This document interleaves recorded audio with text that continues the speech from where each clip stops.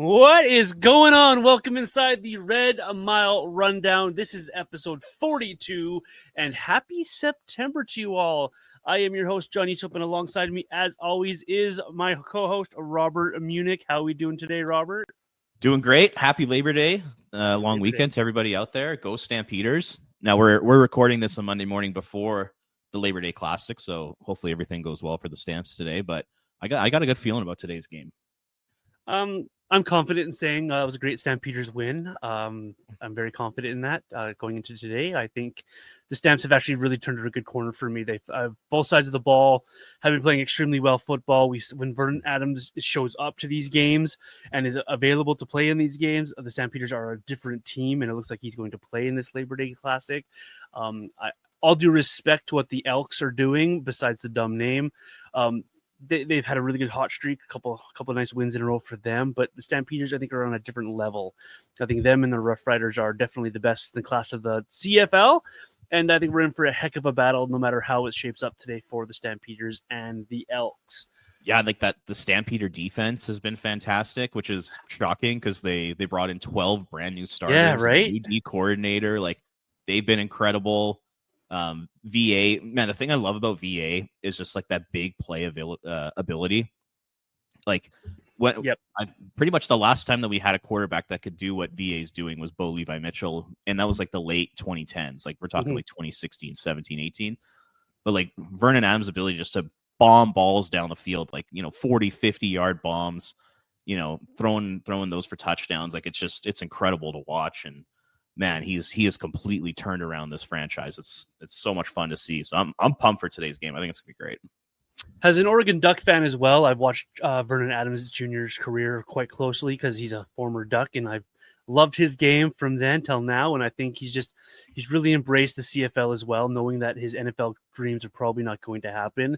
And I like when quarterbacks come to this league, dive into it head first and know that this is where they're going to play. This is what they're going to do. And they just take this league by storm. And he's been a great CFL vet for a number of teams and exactly what the Stampeders need here. And a little shout out here to Dave Dickinson as well, because you change over your entire defense plus a coordinator and you get that much buy-in.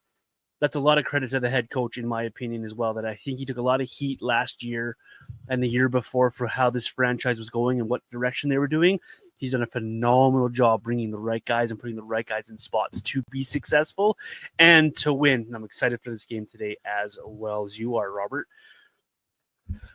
It's September, Robert. You know what that means? Football. Fall's right around the corner here. And in just a couple of weeks, we actually have live Flames preseason games. How excited are you for those? Number one, I'm pumped just to have the NFL back. Yes, me too. This summer, it's been a long one. I mean, watching the Blue Jays has been a ton of fun, and covering them has been a ton of fun. So that's definitely helped. But man, I'm ready for some NFL football. Can't wait for Thursday night, and then. Yeah, I mean, I think it's September 21st is the first preseason game. The old split squad against the Edmonton Oilers. So, yeah, man, it's coming up quick here. I'm starting to get pretty excited. Yeah, it's just under 3 weeks away from that first preseason game. We're just 2.5 weeks away from training camp opening up. It's been a wet summer. It's been a pretty much boring summer besides baseball. Like there's not a lot going on in the hockey world. So I'm glad football's back. Go Chiefs. Glad to see that league kicks off this week, and we're going to have a lot of fun with that. But I'm very excited for training camp opening up in a few weeks here, Robert. We got the rookie tournament too. I think the Flames and Oilers are going to play a couple of rookie games. So we'll see a bunch of those guys too, which will definitely be interesting. So I'm excited for that as well. Yeah, no, good point by you. I've almost forgot about those because everyone was looking forward to Penticton for all these years, and that's not happening this year. But the Flames, Oilers rookies playing a couple of games. Then the Flames will play some Squid Club games against the Oilers. Really going to hate that Oilers team before the season kicks off even more, which is excellent because rivalries build the sport, in my opinion, and it's going to be awesome to see. So let's dive into some Flames topics here. Let's start off ice, though, Robert. We got a little bit of a shocker news. Ryan Leslie tweeted out those eyeball emojis on X. Then he drops the news with Toronto that he's going to go be the Toronto guy for their broadcast. So good on him for joining MLSE and getting that job, which opens up a job for the Flames on Sportsnet as an in-game host there for Sportsnet. What do you make of the Ryan Leslie move, Robert? I like that he's going home. I like that he's taking on the bigger opportunity for himself, probably a little bit more money as well for him. So happy for Ryan and the job that he did for the Flames and wish him a lot of good luck. But what do you make of this move for Ryan Leslie? I got a few thoughts on this. I mean, number one, why can't we have anything nice? Why can't Flames fans just have anything nice? Like, it just feels like people that are with the Flames that the fans really develop like a strong sort of like relationship with, they just leave. They leave us, Yeah. Rick Ball, Ryan Leslie, Gaudreau, Tkachuk, all those guys. I feel like the Calgary Flames are like the reason I have trust issues right now in my life. I can't trust anybody because it just feels like they're just going to leave me. So thank you to everybody associated with the Flames who have left for doing that. Really appreciate that. But yeah, I mean, like, good on them. Number one, that's a pretty cool job. I mean, being the host for Toronto Maple Leafs like web content and their social media content, that's a big job. And you're working with the most prestigious hockey team in the NHL from a business standpoint, not an on-ice standpoint, that's for sure. So yeah, good on him. The guy's awesome. The guy's a pro. He's funny. He's engaging. He asks great questions. Like, he's really, really good at what he does. So it's cool to see him go on to such a big opportunity. But the first thing that comes to mind is, my God, did Sportsnet drop the ball on this one? Uh-huh. Same thing with Rick Ball. Sportsnet, I don't know what is wrong with them. Like, they have these ultra talented people and they just continue to make poor decisions and let them walk away and give the airtime to people who aren't as talented. Like Rick Ball and Ryan Leslie in particular, those two guys should be doing national games for Sportsnet. Like, Rick Ball should probably be the number 2 play-by-play guy behind Chris Cuthbert right now, and should probably be the guy who's going to take over for him when he retires. And Leslie should have been like in like the Scott Oak role, or he should have been doing more hosting during the week, like kind of like the whatever like David Amber does, or some other hosts there. Like, Ryan Leslie should have been doing that stuff, and Sportsnet completely dropped the ball on that. And I bet you he thought to himself, if you're not going to promote me within this company, F you, I'm leaving. I'm going to go somewhere else. I'm going to take my talents elsewhere, just like Rick Ball did. So yeah, it's a big blow for Calgary. It's a big blow for the Flames broadcasts. It sucks. It really sucks. But you got to be happy for Leslie, because I think he's from Ontario, right? Like, he's probably going back home. Owen Sound. Okay, yeah. So he's gonna be closer to family and all that kind of stuff. So it's good for him, but it's crap for Flames fans. I'm sure you feel the same way. Yeah, personally for Ryan Leslie, I'm happy for the guy, right? This is a bigger job, in my opinion, than a regional broadcast for Sportsnet. Yeah, this is for sure. This is the center of the hockey world, right? Like, you're getting to run social media, do their content, interviews, rinkside, all that fun stuff. Like, that's gonna be it's a lot of work, but at the same time, the way Ryan Leslie approaches the job, it's not going to be a day of work in his entire life. This guy's going to have a ton of fun out there. He's around family, friends. He's closer to his daughter, who's going to school out there as well. So he's very excited for this role. And in the interviews I've heard from him, he's absolutely looking forward to this move. For us in Calgary, and we've had Ryan Leslie around for a long time, we've come accustomed to what he's done for these broadcasts and how he's elevated the broadcast. He's elevated how we watch these games on Sportsnet. The way he tells stories. He's soft-spoken in these interviews, which gets guys to open up more. I find that guys tend to give Ryan Leslie a little more than they'll give, say, Kyle Bukauskas on the road or any of these other regional guys. Like, they give Ryan Leslie a little bit more. They open up to this guy. They like this guy. He's beloved around the Flames organization. So Sportsnet absolutely dropped this ball, which is non-surprising to me, because that's continually what this that company likes to do, is drop balls. They don't like to bring us great products with great people and elevate things. They like the status quo. They like the bottom line, and they've proven it over and over. And this, for me, is just another one of those moves where it's like, okay, this is more about the company line rather than what's best for the product. And that's just my opinion on the matter. Rick Ball should still be here in the Flames calling games. Ryan Leslie should still be the in-game host, and should have a lot more responsibility. I'm right there with you on that, Robert. It's a massive loss for Sportsnet. I'm hope they realize it sooner than later. all due respect to whoever takes over these Sportsnet broadcasts for Ryan Leslie, you're not going to be as good. I don't care who you are. And I wish Ryan Leslie nothing but the best and success out in Toronto, other than them winning a Stanley Cup, of course.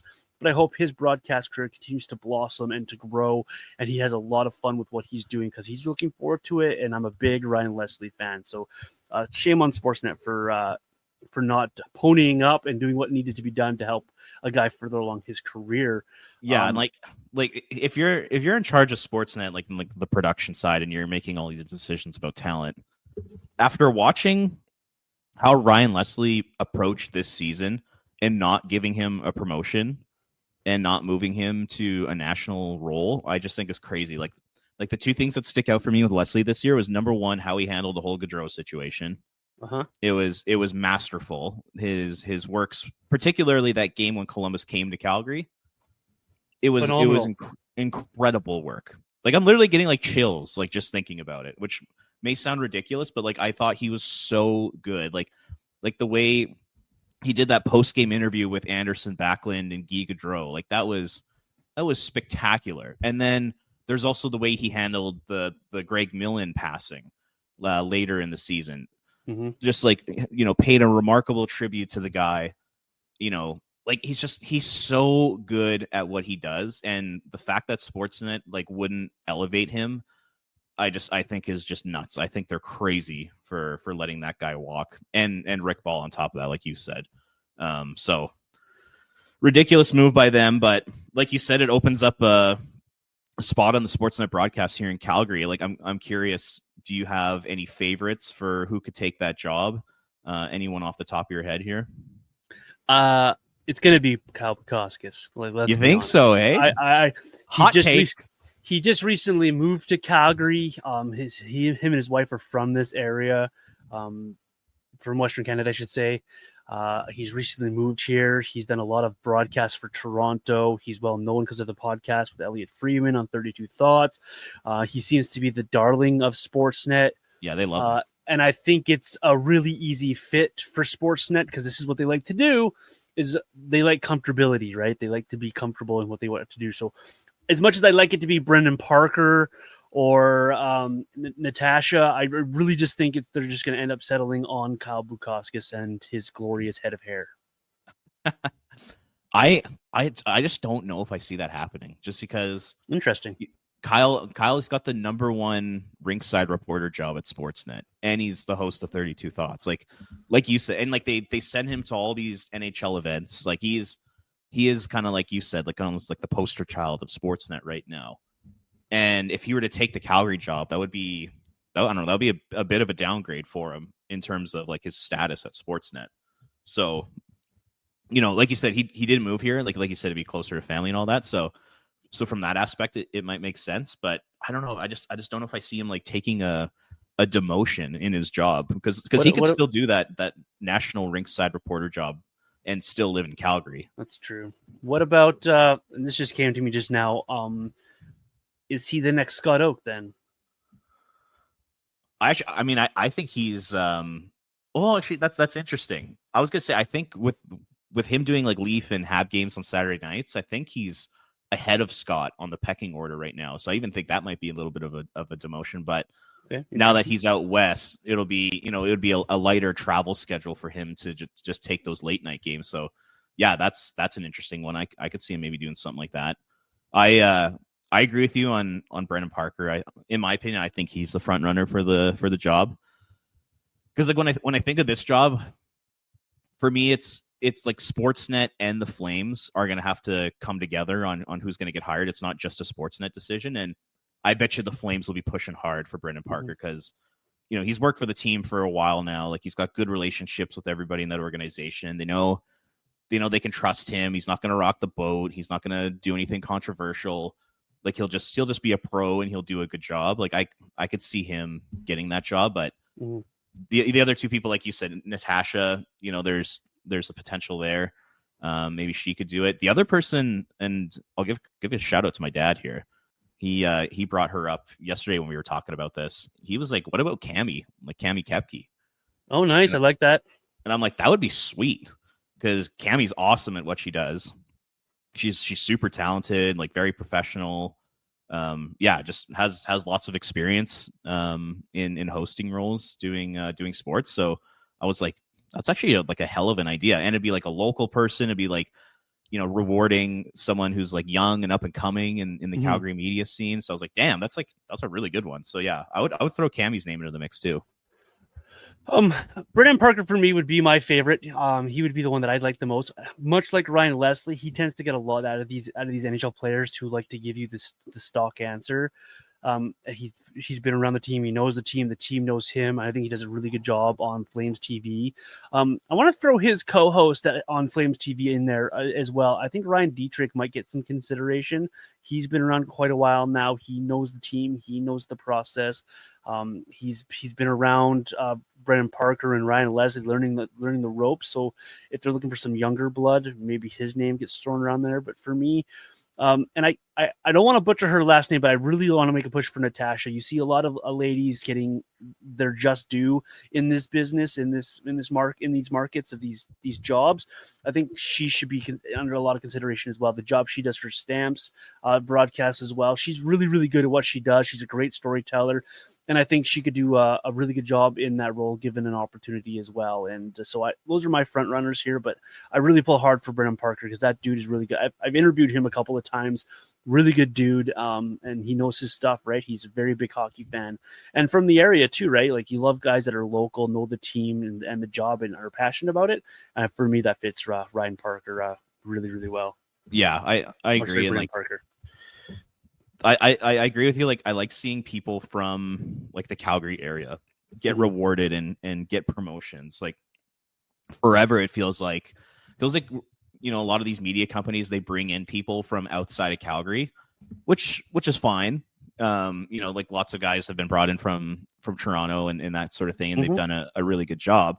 But it's also nice to like reward up and coming talent and people from the Calgary area, and hopefully that would kind of motivate other people to want to get involved in the media scene in Calgary, and hopefully shows like there's actually a future here, and that there's roles for people from Calgary, not just people from Toronto. So that would definitely be nice. Yeah, for sure. While we're on I can't even talk today. While we're on the conversation, I've seen a lot of buzz on social media as well, how the Flames should revamp the entire play-by-play group and the entire play-by-play. What are your thoughts on John Abbott, Kelly Rudy heading into the season as the TV guys? And then on the radio side, obviously we have Derek Wills along with Megan Mickelson on those. Do you think there's any need for that far and revamping the whole thing, or are we just looking for a new reporter for you? I like the job that John Abbott did last year. Like I thought he was solid. Like I think he's got a really good voice. I think he's got like a good cadence. He's got a good goal call, all that kind of stuff. So actually, I like John Abbott. I felt like he got a little bit too homerish last year, which is, I mean, it's his job. He's the play-by-play voice for the team. So obviously, you're going to want to have a bias towards the Flames, which is totally fair. I just thought sometimes it got almost a little too much last year, but. And in terms of the color role on TV, I'd like to see Megan Mickelson get a shot. And whether that's she takes the role that Greg Millen had last year, or she becomes the full-time color commentator. Like I just find with her, you can tell she puts in so much time and effort into what she does. You can just tell like she puts in the time, puts in the effort, she watches film.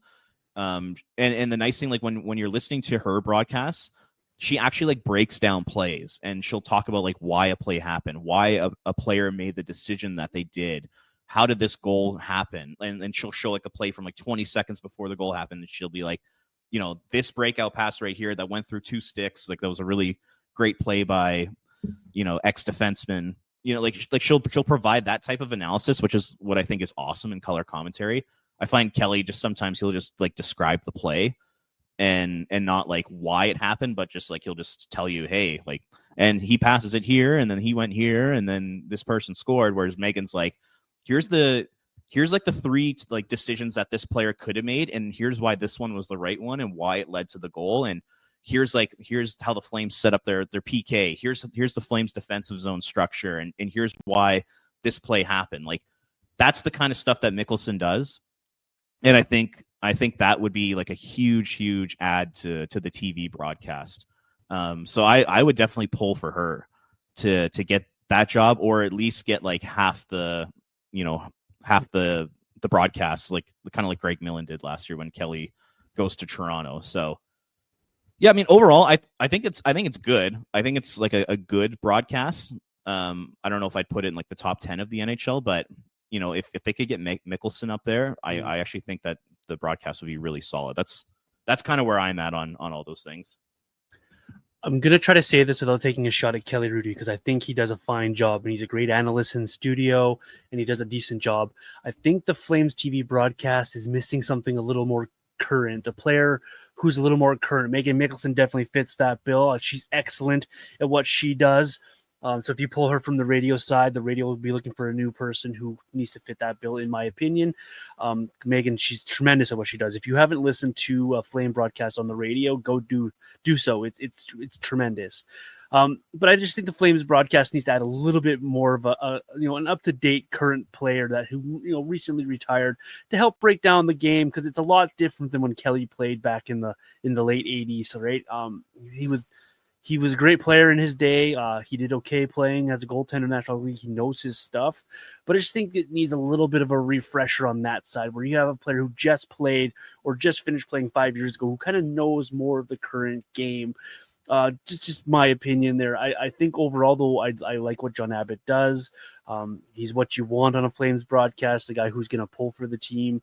I think Derek Wills does a fine job on the radio side. I like Megan. I do like Kelly. Just need one more added opponent for me, and that would just be a little bit much like Kevin Bieksa added to the CBC studios or the Sportsnet studios for Hockey Night in Canada. Something like that for a Flames broadcast would be awesome. Just a guy who can go in there, break down plays a little bit more than what Kelly would do, explain how today's NHL kind of works around certain things, and just a different perspective would be awesome on the broadcast for me personally. Yeah, even like the player could give kind of analysis on like what a lot of these guys are like, because he played with them or against them within the last 1 to 4 years sort of thing.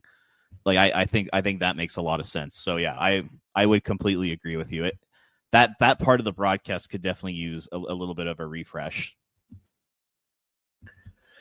Let's keep going on the off ice topics here, Robert. We've had shall we say a quiet off season. I'm looking up the transaction page for the Flames. It shows a signing of Matt Coronado, a signing of Adam Klapka, a signing of Drayden Hunt, a signing of Justin Kirkland, and a whole lot of crickets and rumors around Rasmus Andersson. What have you made personally of Craig Conroy's offseason, the lack of moves, the quietness of it, and how high is your concern level that enough wasn't done for this Flames roster? Or was this perfect for you? This was perfect for me. Like if I had to give it a letter grade, I would probably give it like a B+. What would have put his grade into like the A category would have been he had traded Rasmus Andersson at the draft. And then number 2, he would have, taken advantage of his salary cap space. That's just something that this organization just seems to refuse to do for some reason. I don't know why. I know they've eaten some salary, in like the Chris Tanev and Noah Hannafin and Jacob Markstrom deals, which is great, but they've never like brought in, a quote unquote bad contract and taken a draft pick or a prospect along, with it to take it on. Like that's the type of move I really want to see the Flames make, within the next 24 months here. Like they should do like 2 or 3 of those. Mm-hmm. And Conroy hasn't done any of them. So that's my only concern from the offseason, or my only criticism, is just Andersson and not taking advantage of salary cap space. However, overall, I think it's been really good from Conroy because he's been patient. He hasn't gone out and just spent a ton of money and a ton of term or a ton of assets in a trade on a player to help them win now, because they're not at that stage of their winning cycle, in my opinion. Like this is a team, I've talked about a lot. Like they probably should be trying to bottom out this year and try to get some elite talent in the draft, because they're still missing an elite forward in their prospect pool and in their next core group of players. They need that elite forward. So if Conroy had gone out and spent draft picks and prospects and all that kind of stuff to bring in help now, I think that actually I don't know. I think that would have actually been putting them back a little bit. So I'm really happy about that. And like, I like some of the contracts that he signed. I do like the Kevin Ball deal, getting him locked up long term. I'm a big fan of that. I like the bridge contract for Morgan Frost. The Matt Coronado contract, I think, is a home run. Really, really happy with that. You know, bringing in Klapka for a couple years, low money deal, I thought was smart. I like the Pospisil contract. Like a lot of the internal stuff he did, you know, and that includes Joel Hanley too, because you take a look at some of the money and term that depth third pairing defenseman got on the free agent market. You know, to get Joel Hanley on a 2-year deal for, I think he was making less than $2 million a year. It's fantastic when you see like Cody Ceci getting paid over 4 on 4 years. So I like that move too. So there's lots of positives. It's the patience, it's the internal work that he did, and just the fact that he didn't go out and just spend a gross amount of assets and cap space on win now pieces. I thought was really smart by him, and I'm a fan of that aspect of it. But the big one for me is just I really wish that Anderson would have been traded by the draft, because it just felt like that was the time to do it. That felt like, you know, I know Anderson's, you know, no trade clause might have gotten in the way, but it just felt like that was the time to get that done. So overall, I'd say a B+. I'm pretty happy with his work this summer. My favorite thing about this offseason for Craig Conroy is it wasn't noisy. Yes, we had the Rasmus Anderson conversation, but there was nothing else, right? And after the last couple of off seasons for the Flames, I kind of liked it. Yeah, we would have liked to see some more moves and maybe a Rasmus Anderson trade and, you know, that kind of stuff happening around the league and you know, to have a little bit more newsworthy things to talk about. But at the same time, a quiet offseason might be what was the best for the Flames. Take care of your internal business. He still has a big piece to do in Connor Zary, but other than that, he's got Klapka signed. He brought Hanley back in, like you mentioned, all those contracts. And that's what was needed, right? He did the needed work, but he didn't go out and blow his brains on Jack Roslovic for 5 years at $4.5 million or something that Brad Treliving we would have done in the past with like a Troy Brouwer type of signing. He held pat and he stood still, and he really allowed his players to have a quiet offseason, knowing what was at hand for them coming into camp this year. And that is, we need everyone to be 1% better, a little bit better, 1 point better. We've heard that message more than once this offseason. Just be that 1 point better. And so I think you've had a nice, clear message to your players. You've gone out there and your actions have backed up that message to your players, and you haven't made a mess of anything. I absolutely think he did miss an opportunity to trade Rasmus Anderson around the draft, but those things happen. It takes two to tango, right? You need the right price and a willing combatant to take on that contract, that player, and such and forth. So I give it a B+ as well. He does have a couple more things I'd like to see him get done. We'll talk about them coming up here in the show as well. But overall, it's like he's really held fast to his message. His actions have backed up his message, and his players know what the message is. And that is, we need everyone to come to camp being a little bit better. And I'm going to show and put faith in the guys that we have here to be better. And that's so. I really enjoy what Craig Conroy has done as well overall with the job that he's been given here with Flames. A lot of internal stuff got done, and it all makes sense what he did. The Kevin Ball thing made sense. The Coronado signing made sense, et cetera, et cetera, et cetera. All that being said, Robert, do you think that this team is in need of making a move? Is there a need of a PTO coming in for training camp? Do they need to make a trade outside of Rasmus Anderson? Is there a remaining free agent that strikes your fancy that the Flames should look at signing and bringing in here? Where are you standing at here heading into camp? Do the Flames need to make another move? I think up front in the forward group, I would say no. I mean, we've talked about it this summer. Like, it's hard to place the forwards that they have currently throughout the lineup, right? So to add somebody on a PTO or to add someone via trade without subtracting from that group, I don't think it makes sense. So from a forward perspective, I would say no. Defense, they could use some help on defense, especially if they think that guys like Solovyov, Kuznetsov aren't NHL players, and they want to upgrade on Jake Bean. I think there's a spot open for a left shot defenseman to come in for sure. On the right side, I mean, it's filled right now, but when Rasmus Andersson does get dealt, all of a sudden another spot's going to open up, and like I don't really know if you want Zane Parekh and Hunter Brzustevich on the blue line for the majority of the season. I mean, that's just putting a lot of pressure on two young rookies. So, there's potentially a spot open on the right once Anderson's dealt. And then in net, I would say you're fine with obviously you're fine with Wolf. He's phenomenal. But then from the backup perspective, I think you're okay with Przvetov and Cooley for now. Mm-hmm. And if either one of those guys, if they struggle or they show that, they can't get the job done, you can always pick up a goalie on waivers. You could always pick up another goalie via trade. I'm not too worried about that. So I would say, like, overall heading into camp, I would say don't bring in any PTOs. Don't sign any free agents. Give your guys like Solovyov and Kuznetsov a shot. And if they can't do it, then maybe that's when you can look externally. And if you want to, have an upgrade on Jake Bean or someone like that, then that's great. But like heading into training camp at this moment in time right now, I don't think it makes sense to bring in anybody.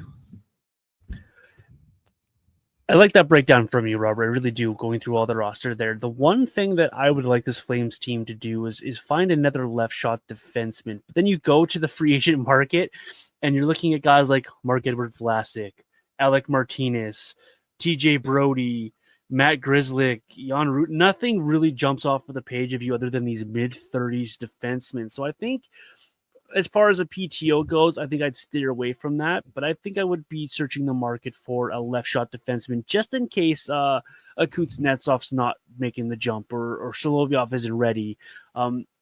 That Jake Bean ends up being a top 4 defenseman or looks like a top 4 defenseman on paper in your roster. That's what I would be looking for. But at the same time, I'm not panicked about it because it's not training camp yet. So it'd be something that I would evaluate as they go into training camp. Give these guys the opportunity. We've talked about it on a couple of shows. Where are these jobs to be taken? Well, here's an opportunity for a job to be taken. This is an opportunity for a young kid to show he's ready to make that jump. And to bring in a PTO or sign a free agent like a Matt Grzelcyk, I think would just block that opportunity because we know NHL head coaches. They like to go with veterans who they know what they're going to get from those guys. They're not going to lean towards the young kid who they're unsure of. It just doesn't happen across the league. And it's not just Ryan Huska.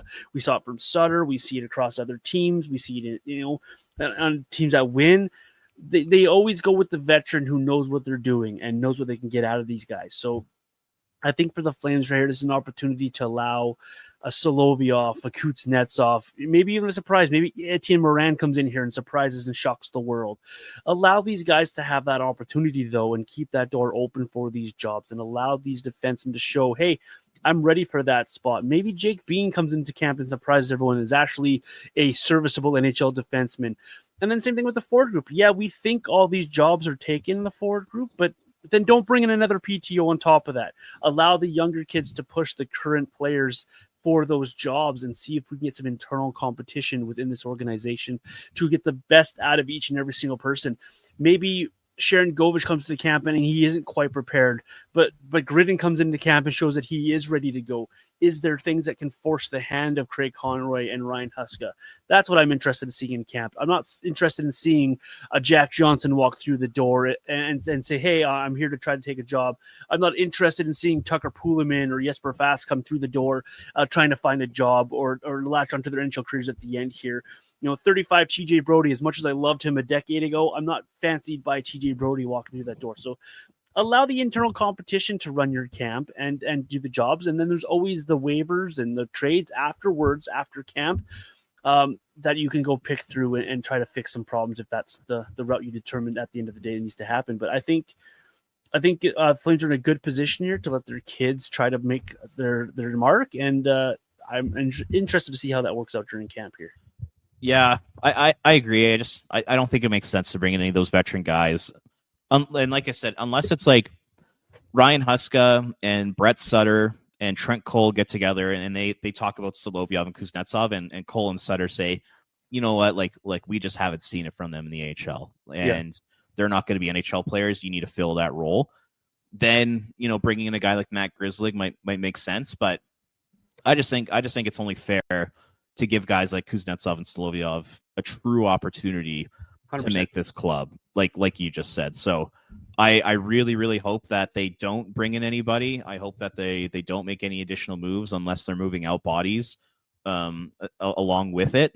And yeah, just going to training camp and like last year when they brought in Tyson Barrie, like why did they bring in Tyson Barrie? Like it made absolutely no sense. It blocked a spot from guys in the minors. He clearly wasn't an NHL player anymore. Don't do that. Don't make that same mistake. So yeah, hopefully they start camp and like Conroy has consistently said, hopefully they'll actually give opportunities to young players, give true opportunities to them to hopefully come in and show that they could potentially push for a spot. I'm going to spring a question on you that's not in our rundown here, Robert, and I'll give you a minute to answer because I'll go first here. Is there a player coming into training camp that's your pre-training camp darling? So for me, it's Andrew Basha. How far can Andrew Basha push his training camp position? How far can he show how ready he is to take the next jump? This is a guy who can play at all three levels next year. He can go back to the WHL for another year. He is eligible for the AHL. He is eligible for the NHL, obviously. What can Andrew Basha do to push the Flames organization into putting him in the right spot to be successful? I think NHL is a bit strong, but I wonder if this is a guy that pushes for top 6 AHL minutes and shows that he's ready to make that next step. Because anyone who watched him in the Western Hockey League knows how tenacious this player is, how dog on a bone this player is, and how ready he looked at times. Yes, he got injured last year. At times, in his draft year, he looked ready then to play at the next level up. This kid is smart. He's got a lot of speed to his game, and I think Flame fans are going to fall in love with Andrew Basha sooner than later. So he's my pre-training camp darling that I'm looking forward to seeing how training camp goes for him. Does anyone come to mind for you in that category, Robert? Yeah, I would probably just go with Hunter Brustevich. Love it. I think that he has the potential to really make his mark and push for a spot in training camp. I don't know if he's going to be able to actually earn it just because of the guys that are ahead of him right now. But what I think he can do is almost pull like a Josh Juris, where in 2014, Juris had a fantastic training camp, but he ended up getting sent down. But he basically set himself up as the next call-up. And I wonder if Brustevich can do something similar where he comes in, he plays really well in the preseason, but he isn't able to jump any of Uyghur, Anderson, or Parekh, and he goes back to the Wranglers and continues to develop and continues to play well, but he's that first call-up when Rasmus Anderson gets traded or if there's an injury. I wonder if that's kind of how it goes. And I don't... The thing with training camp, and like I think we both agree on this, we've talked about it before, is just I don't know if I like the idea of just earning a spot out of training camp, because a lot of like in these preseason games, like you're playing against like maybe 4 to 10 NHL regulars, and those NHL regulars like really aren't going, like they're not really trying that hard. They're just kind of trying not to get hurt, and they're trying to get ready for the season. So to like excel in performance in those types of situations, I don't think it's like that strong of an indicator if you can actually play, like truly play at the NHL level or not. And I think we saw that last year with Sam Honzig. Obviously had the great preseason, but it was the preseason. And once he got to the NHL and started playing in regular season games, it was incredibly obvious that he was not ready for that type of role. And, it ended up costing him because, he went to go hit Connor Murphy, a 6'4", 225-pound NHL defenseman, and he got leveled. He got his shit rocked, and he ended up getting a concussion, and I think that kind of derailed his season.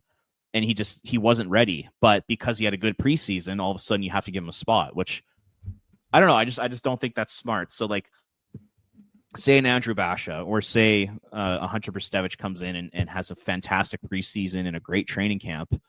That's great, but I don't know if that necessarily means that they should earn an NHL spot right away. I still think that there's still some development for those two players in particular, and I still think they could probably still get a little bit stronger and all that kind of stuff. So I don't know. It's definitely an interesting question. I just don't know if these guys will earn spots right out of camp, but I definitely think that they can make noise and be like that first or second call up. during the season if injuries arise, you know?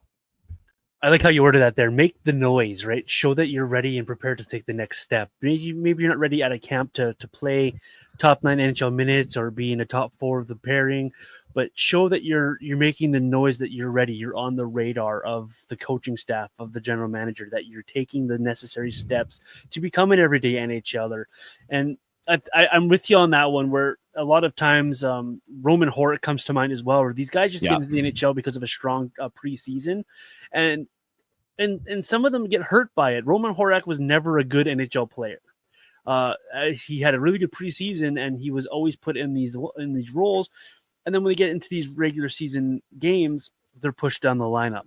Well, you made the roster by playing top 6 preseason games, minutes in games, and now you're playing 4th line in the NHL. It's an entirely different structure, entirely different game, entirely different role than what you played in the preseason, and these guys get buried a little bit. So I'm with you on that, Robert. I just like to watch these young players come in here and push a little bit, push to make sure that, hey, notice me because I'm coming for these jobs. Andrew Mangiapane did it. We saw Matt Coronado do it. These guys that come in here, they might not make the team at a camp, but and Josh Hirsch was a good example as well. They might not make the camp, but they made the noise. And they're on the radar, and so they're the guys that get called up. So that's a really good point by you, Robert. There, and I know, in 2018, I remember Dylan Dubé made the team out of camp, and then he got sent down.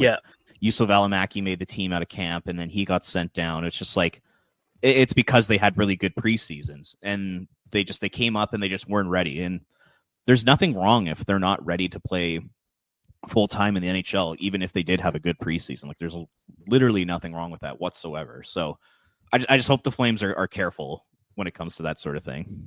Absolutely.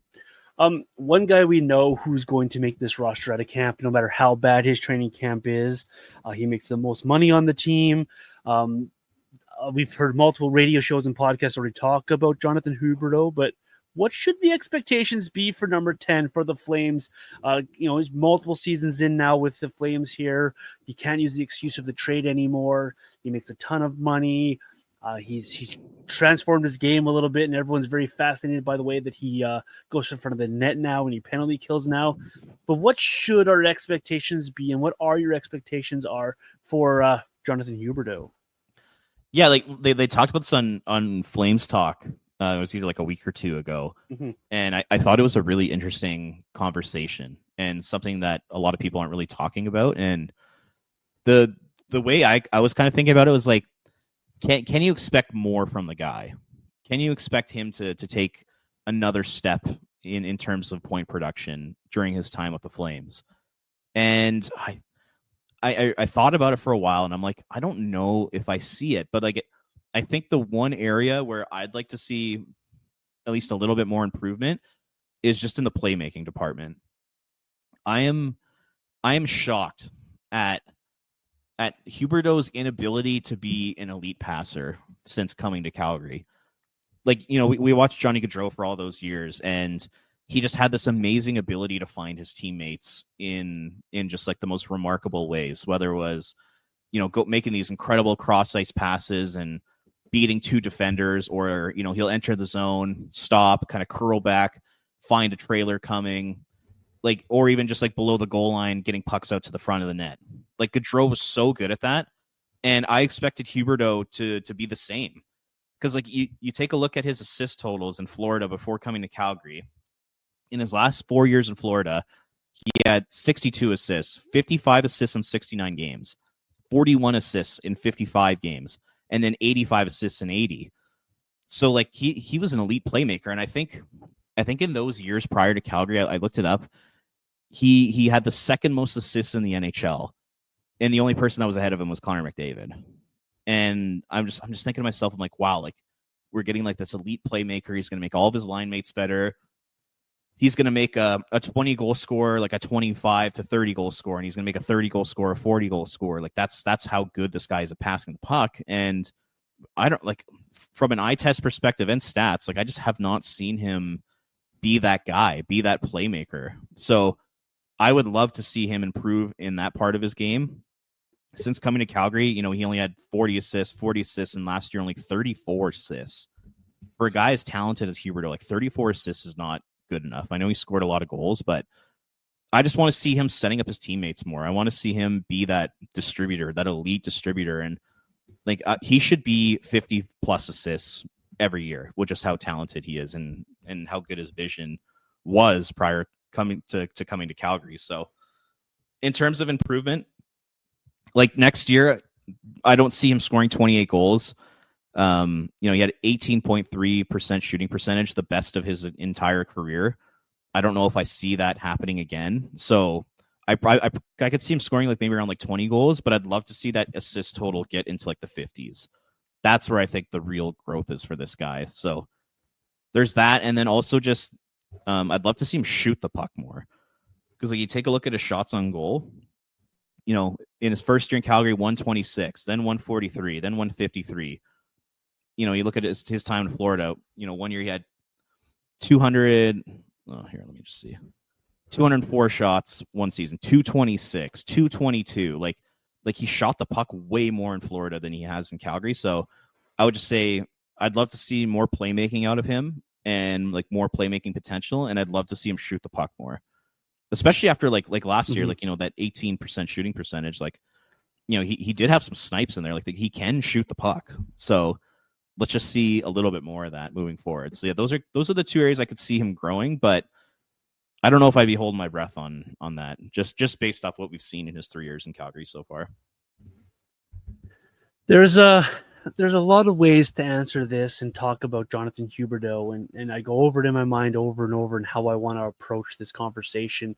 And I even right now, I'm not sure how I'm going to word this, but we'll see how I come across here, because Jonathan Huberdeau, the expectations when he got here were just as you mentioned. This is a playmaker. This is a guy who can come in here and fill most of the shoes of Johnny Gaudreau, who moved on to Columbus. This is a guy that I think can elevate his people around him. For heaven's sakes, he had 115 points beside Sam Bennett and Anthony Duclair. Like, come on. Like, yeah. This is a guy who can come in here, play with a guy like Elias Lindholm, and he should provide offense, and we never saw it. We've never seen it since he's been here. And you look at his points totals, 55 points, 52 points, 62 points. I'm not expecting 115 points from Jonathan Huberdeau. I never was when he came to Calgary, but for me, it was never too much to ask this guy to be a point-per-game player. You mentioned the 50 assists. This is a guy who could get there easily, or we thought could get there easily. He's 32 years old now. This is his fourth season in Calgary, and we have yet to see that dynamic ability really on a consistent level in his entire time being in Calgary. I think this is what he is. I really do. I think this is what Jonathan Huberdeau is. He's a mid-50s to 60-point guy, a guy who's going to get you, around 40 assists, maybe 35 assists, and I think we have to make peace with that as a Flames fan. And that sucks because of what we thought we were getting in the player. It sucks because of the contract that this guy signed and what we thought we could do with Jonathan Huberdeau and how you can build a team around Jonathan Huberdeau. We got excited because guys like Matt Coronado were coming, what he looked like beside Jonathan Huberdeau. We got excited. What would Elias Lindholm do with Jonathan Huberdeau? And nothing ever happened. Then they signed Nazem Kadri. Well, maybe Kadri can play with Huberdeau. And that at first looked really terrible. It took them till season 3 together to get any sort of really good offense going together with both these guys playing at high levels. I think 62 points might be the max we get out of Jonathan Huberdeau. And I think to have expectations higher than that would just be nothing but pure hope. And this is coming from a guy who was a fan of Huberdeau. Go back in my tweets when we traded for this guy, how excited I was. I have a Huberdeau jersey on my wall behind me. I love this player. I love what he brings to the table when he can play those games. I love what he did in Florida. He was a cog of how good some of those Florida teams were near the end of his tenure there. Before, obviously, they've gone on to higher heights since he's left. But this is a player that should be better than what he's showing. And I do not know why we are not getting that player. And I don't know if we're ever going to see that type of player again. And that is disappointing for all the things that I've mentioned already. But I don't think it's unfair to not expect this guy to continue to perform and to go out there and be a leader to this group, to show these younger players how to be a professional hockey league player. and to continue to push this guy to be, if you're going to give us 62 points, at least be consistent enough to give us those 62 points. Don't go and don't have this regression that you're going to fall off a cliff even more, because you've shown you can get 92 points, 78 points, 115 points. We've seen that player in the National Hockey League, and then comes to Calgary, and he's a 60-point player. He's just what he is right now. And so my expectations for Huberdeau in this season is to be that good leader, to be a good pro, to lead this team, continually try to provide that offense. I like that he's transformed his game a little bit. But we do need, to your point, Robert, we do need a little bit more from him still offensively. I just don't know if we're going to get it. So I think for me, fair expectations for this guy will be give us 20 goals, give us 40 assists, give us 60 points. What happened to him? I don't know. That's what baffles me, because you go back and you watch, take that 115-point season out of it, because everyone's going to automatically go to that. Totally agree. Right before that season, 55 games, he had 61 points. 69 games before that, he had 78 points. This guy was clearly over a point per game player, which is why I think a point per game player is a fair expectation for a player of Jonathan Huberdeau's so-called status. But we just haven't seen it, and I don't know where it went, because we saw it, and now it's been 4 years. Like, this is year 4 in Calgary, and so like I can't get fooled again, because I thought, okay, 1 year, okay, it's the trade, right? Adapting. So you think year 2 is going to be better, and then there's all that turmoil around the Flames where Lindholm wants out and Hannafin wants out, and we trade Zadorov and Tanev. Okay, maybe a little excuses in there, and then year 3 comes around, like, this has to be the year that Huberdeau puts it all together. This is his team, or quote unquote his team. This is, he's the offensive driver, and you just didn't see it. He didn't drive the offense. He was the recipient of Kadri driving offense. He was a recipient of a power play that got better towards the end of the season. That's how Huberdeau got his points. He wasn't driving like he did in Florida, and that to me is the most baffling thing. Is he's not driving anymore. And I don't understand where it went. I don't know where it went either. I have no idea. It's kind of bizarre. Like, I don't know. Have we ever seen someone, like, in his prime years of his career, go from being over a point per game player to being, 55, 52, 62? I don't know if we've ever really seen that type of drop off. Like, it's almost like he's like an entirely different person here. It's really strange. It'd be interesting to hear, like, his perspective if you put some truth serum into him. But, like you said, like, there's been so many excuses. It's oh yeah, big trade, new city, new environment, going from Florida to Canada, and then it's Daryl Sutter, and then it's chaos around the team in terms of all, like, the trades and all that kind of stuff, and then it's Huska's system's not conducive for offense. It's just like there's so many excuses, but at some point when you're paying a guy $10.5 million, like, he's got to step up, and he's got to be that, like, at least 70 point player. Like, if he was that guy, particularly in that 22-23 year, his first year in Calgary, they easily make the playoffs that year. Easily. Yeah. Like, that was a really good team that got sewered by a really bad year from Huberdeau and terrible goaltending from Jacob Markstrom. If Markstrom's just average and Huberdeau can put up 70 to 80 points that year, they're a legit cup contender, in my opinion. And that changes a lot of other people's minds too. Does that change what Lindholm wants? Does that change what Tanev wants? Does that change, like, I think that changes the mindset of a few players as well. Absolutely. And who knows what this team looks like right now if Huberdeau plays up to his potential. Could they have been a cup contender the last 2-3 seasons? Like, we'll never know the answer to that, but it's a curious case, man. It's really interesting. I don't really know what happened to the guy. I don't really have any reasons or explanations for it, but hopefully this season he can get back to that level. I don't know if that's realistic to think, but it would certainly be nice. Yeah, I can't buy excuses. I work for a guy who likes to make excuses, and I just don't buy excuses. I don't like excuses. Bring me solutions, and right now I don't have a solution to the Jonathan Huberdeau problem. I just hope that he can bring what he's brought the last 2 seasons, and that's a little bit of more high elevation play, 62 points. If that's what it is, that's what it is. And hopefully other people can pick up the slack as well and help push this team forward here, because I'd hate to think what another Jonathan Huberdeau drop-off would mean for not only the player, but for the team as well. Yeah, and just him personally, like I'm sure this has got to be probably eating away at him. Like 100%. I can't imagine that he is overly thrilled with how things have gone in Calgary so far. So it'd also be like just really good for him to have a big year and to get his confidence back. 100%. 100%.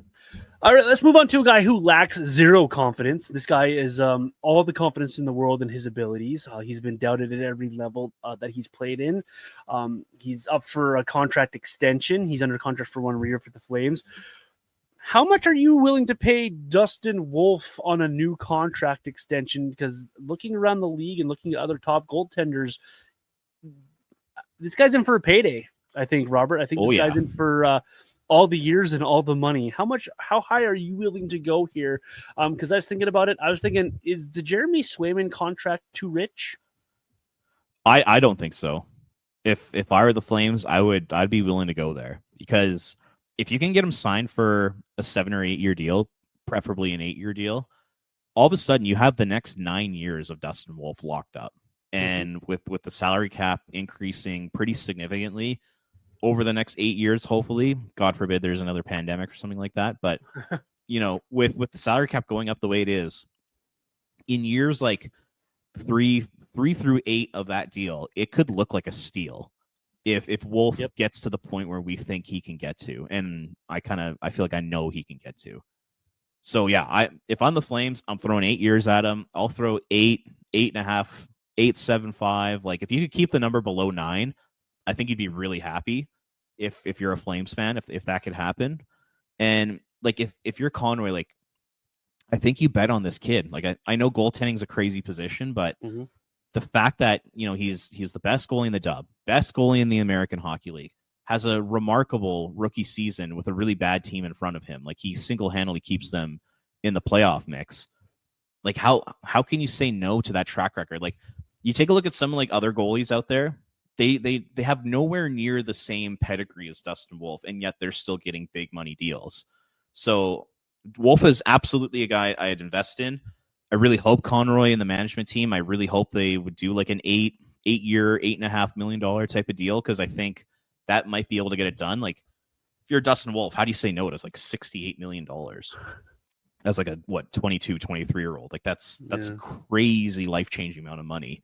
So yeah, hopefully they're willing to go that high. I don't know if they are. Like, I feel like if they were to offer that deal would probably be done by now. Like, I wonder if the Flames are trying to get in the 7s or something like that. But just Craig Conroy, if you're listening, for the love of God, sign this guy. Please, for the love of God, sign him to an 8-year deal. Pay him his $8.5 million. Call it a day.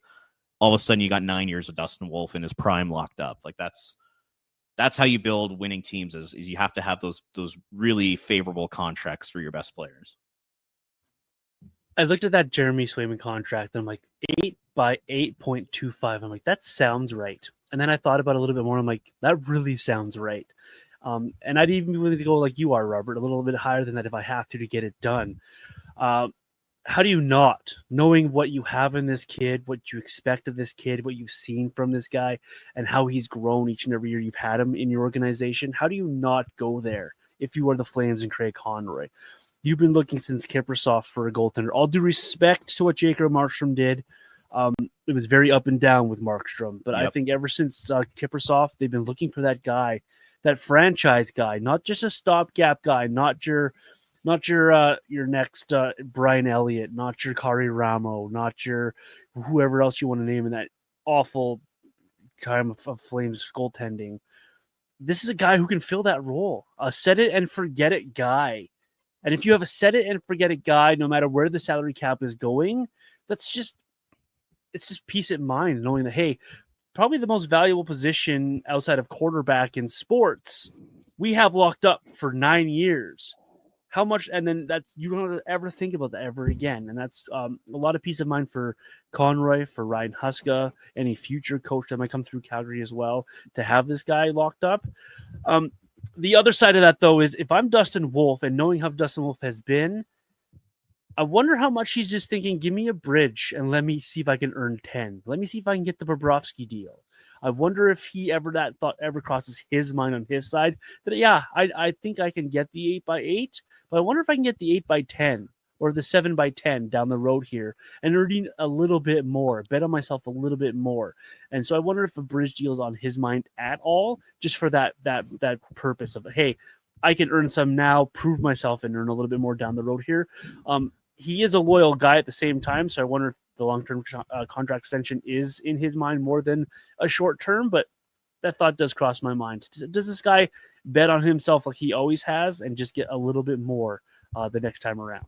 Yeah, I mean, we've seen lots of guys take a bridge and then have a gigantic contract after that. Like I know, like PK Subban comes to mind as one of them. So yeah, I mean, it could make sense for him, but like I'm almost wondering, like, how much better would he need to play in order to get more than $8.5 million right now? Like, yeah, good point. Like, does he need to be a Vezina candidate next season, or does he need to be, regarded as a top 5 goalie in the league over the next 2 years to get to 10? Like, I mean, that's a lot. Like, that's tough to get to that stage. I think Wolf can get there. I think he's talented enough to do so, but at the same time, like, if the Flames could throw, like I said, $60 or $68 million in front of them, like, it'd be hard to say no to that, because all it takes is, in that bridge contract, all it takes is 2 down years, or all it takes is a really bad injury, and all of a sudden your earning potential, has decreased substantially. So there's definitely a risk reward factor to it. It's just like, if he wants to go bridge and then sign a $10-11 million contract a year, he has to step up his play. Like, he's got to be even better than he was last year. Absolutely. Which is putting a lot of pressure on him. And if he falters, then all of a sudden he's out, he loses tens of millions of dollars, or he gets injured, he loses tens of millions of dollars. So yeah, it's a fascinating discussion, and it's going to be interesting to see where it goes. I'm almost wondering if they're going to like come to an agreement during training camp and just start to like build some buzz for this season. I don't know if that's like a real thing or not, but that would be a pretty fun way to start the year if you're a Flames fan, is to get your stud number 1 goalie locked up for 8 years. Like, that would certainly create some buzz during training camp. No kidding. If I'm his agent and he's looking at trying to get that 7x10, because after this year you can only sign 7-year deals, I look at him and be like, listen, we can get you 875 now. That's $80 million over 8 years. And there's not a soul on earth that turns down $70 million over 8 years at the age of 23. I know I'd run to the bank to get that. Oh, yeah. For sure. There's one more bit of news here real quick before we close off the show, Robert. Any concern over Connor Zary not being signed? Oh, man. Now that we've hit September 1st, a little bit. It's totally bizarre that it's got to this point with this player. I don't understand. I don't know who's in the wrong here. I don't know if it's Connor Zary's asking for 4.5 or 5, or if it's the Flames offering him 2. Like, we obviously don't know what's going on. Based off all the reporting, it sounds like the Flames are in that 3 to 3.5 range. And it kind of sounds like Zary is wanting more. The two sides need to come together, and they need to compromise here. Like, they cannot have Connor Zary missing any training camp sessions, like not a single one. Number one, it would be a bit of a distraction, mainly for the player, not so much for like the team, but for the player. They need him on the ice. They need him to get off to a good start. I'm very surprised that it's gotten to this point. Like, to me, this is like a 2-year deal at 3.5, 375, like something like that. Like, how is this deal not come together in that range yet? I really don't understand. So, I mean, maybe the Zary camp thinks that he's a $4.5 million player. They see what Morgan Frost got on his deal. They see what Marco Rossi got. They think that Zary's, in that type of range. And the Flames are saying, no, you're a $3 or $3.5 million player. That's kind of what it feels like. And if you're the Zary camp, it's just like, okay, sign the deal, sign your 2-year, $3.5 million deal, get to camp, and have an unbelievable season. And then all of a sudden you put yourself in a position where you can start having those discussions about signing a big time long-term contract.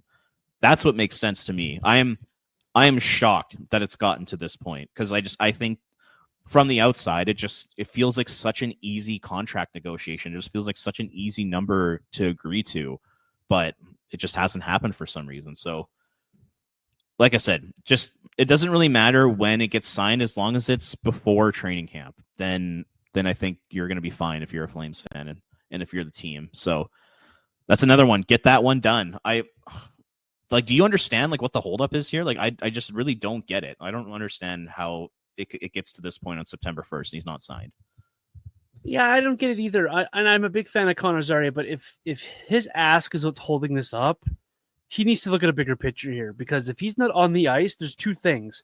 One, you're coming off a big injury, a knee injury. You've had 2 knee injuries last year. You need to get on that ice, make sure you're strong and healthy enough that be on that knee, that you're ready and you're up to speed for the start of the regular season so you don't get injured again.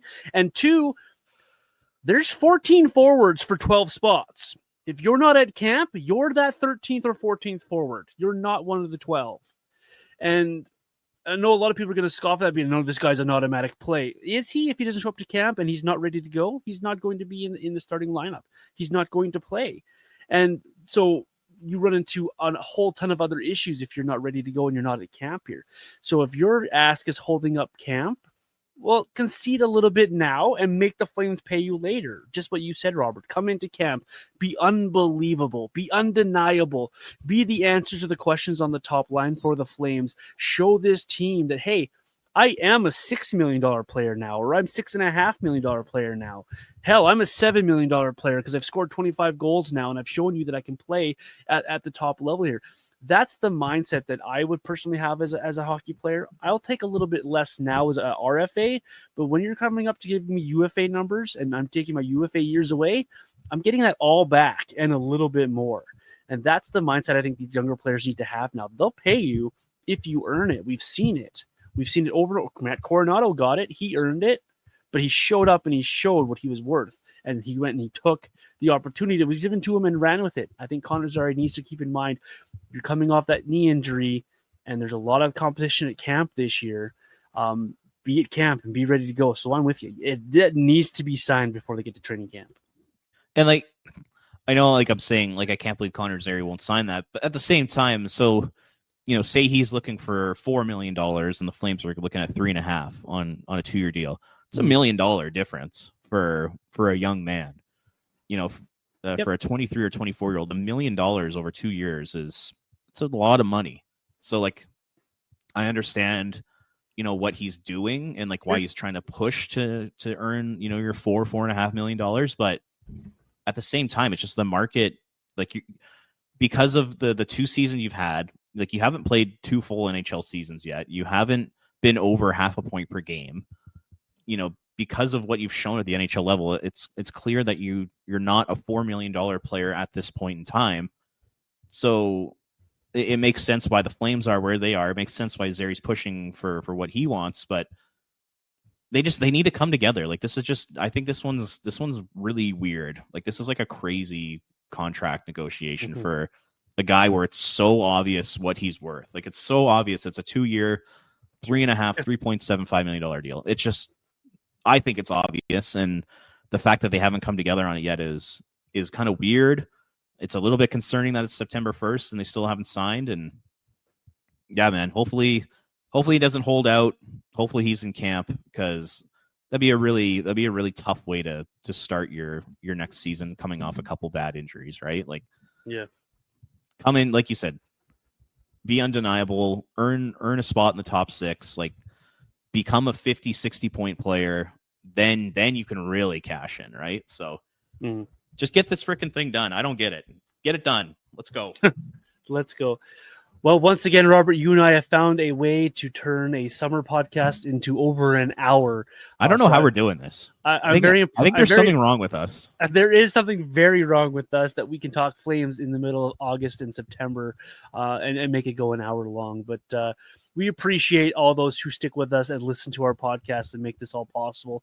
Robert, what's coming up from you next on flamesnation.ca, and where can the folks find you and your work here? I'm out of ideas. I need hockey back. We just talked for an hour on ideas. I need hockey for social media content. I need some hockey back. We need to start covering some games again. But no, yeah, follow Flames Nation, follow at Ring of Fire CGY on X, and yeah, man, let's get this season going. I'm getting pretty excited here. Just another reason for Connor Zary to sign, just to give Robert something to write about, please. Oh God, yeah. You can follow me at VintageJohnny84 across your social media platforms. And of course, the show is Red Mile Rundown on those same platforms. Thank you so much for making us a part of your podcast rotations. Enjoy the Labor Day game, or hopefully you enjoyed the Labor Day game, I should say. Enjoy the NFL kickoff this week as well. Go Chiefs, and we'll see you next week here on the Red Mile Rundown.